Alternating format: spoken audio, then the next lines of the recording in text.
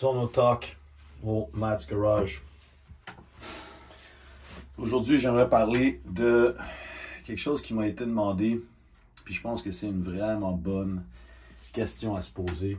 Combien de temps ça va me prendre pour devenir vraiment bon en sport? Que ce soit en CrossFit, en boxe, en voile, en escrime, peu importe. On n'aime pas ça quand on se fait dire toute une vie. Sauf que, je veux que vous posiez la question suivante. Vous êtes sûrement vraiment bon dans un truc que vous faites dans votre vie, peut-être plus qu'un truc. Peut-être que vous êtes un bon musicien. Peut-être que vous êtes vraiment bon en comptabilité. Peu importe. Combien de temps ça vous a pris pour vous rendre là? Quand il y a un petit nouveau qui arrive sur la job et qui dit « Moi, je veux ta place », tu le prends pas très bien.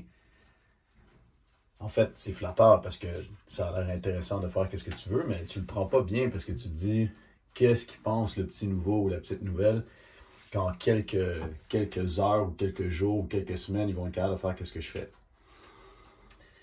C'est un peu comme ça qu'on se sent quand on est athlète. Quand ça fait 18 ans que je fais du CrossFit, puis quelqu'un me dit en un an, je veux pouvoir aller à l'équivalent des régionaux, les semi-finales. Ben non seulement le niveau est plus haut maintenant, ça c'est indéniable, c'est clair. J'ai été chanceux de pouvoir y aller 8 fois parce que j'étais là dans les 8 premières années. Mais, il faut aussi comprendre que tu ne peux pas en un an faire tout ce que j'ai fait en 18.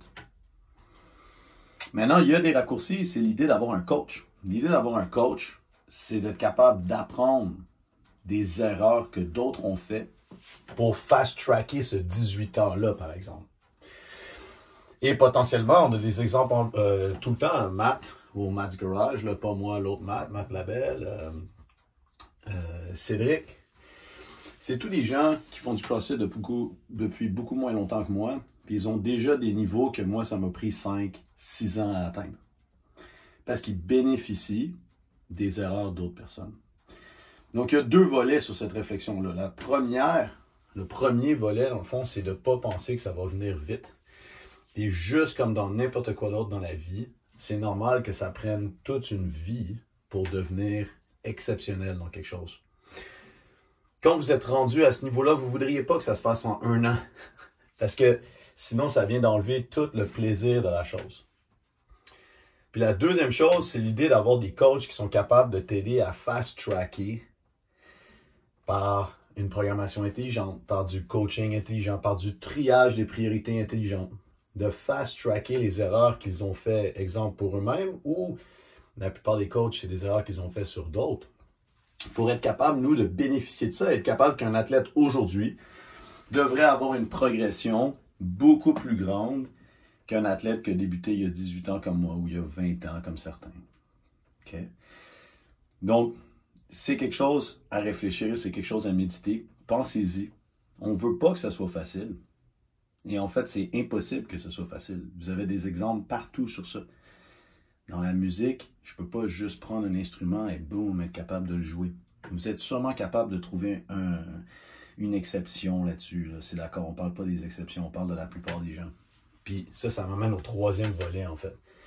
On a tendance à penser que c'est nous l'exception. C'est pas nous l'exception.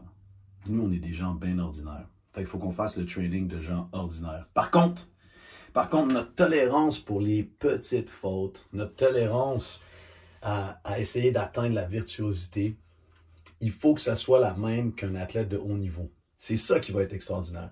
C'est quelqu'un d'ordinaire qui décide d'avoir des rêves extraordinaires. Et pour être capable de s'y rendre, il se rend compte que c'est pas quelque chose qui est déjà à l'intérieur de lui ou d'elle.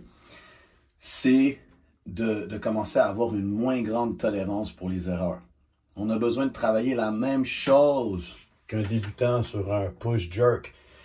Potentiellement notre timing, potentiellement la verticalité du dip, potentiellement le recrutement de la chaîne postérieure, potentiellement la réception. Mais ça, va falloir le travailler tout comme un débutant doit le travailler. La seule différence, c'est que si le débutant réussit à peu près à 50% et qu'avant il réussissait à 40%, on est comme bravo, c'est vraiment bon. Celui qui est meilleur, peut-être qu'on veut qu'il passe de 70 à 75. Celui qui est excellent, on veut qu'il passe de 95 à 98%. Et aller chercher ces petits pourcentages-là, pourquoi est-ce qu'on dit que c'est long et c'est difficile? Parce qu'il va falloir réduire notre tolérance aux erreurs, réduire notre marge d'erreur tout le temps. Il faut savoir qu'il faut vivre avec les erreurs, mais il va falloir les réduire au maximum. Et c'est ça la clé du succès que je veux partager avec vous aujourd'hui. Fait que let's go, on s'entraîne!